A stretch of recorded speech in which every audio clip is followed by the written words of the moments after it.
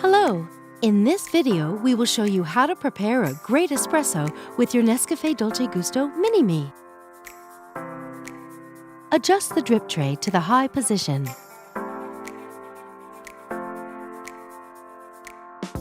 Place your cup. On this capsule, we recommend selecting 2 bars with the selection slider or adjust it to your preferred cup size. Lift the locking handle. Place the espresso capsule in the capsule holder. Push down the locking handle.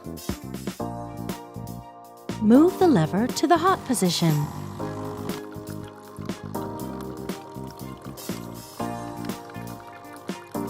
Once the coffee flow has stopped, the lever automatically returns to the stop position and the power button blinks red.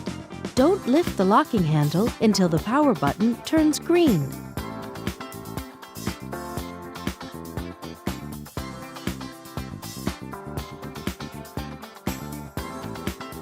Remove the capsule. Tip it into a bin. Reinsert the capsule holder. And that's it! Enjoy your espresso with thick, velvety crema. With Nescafe Dolce Gusto, you can enjoy a wide range of delicious coffees, teas, and hot chocolates.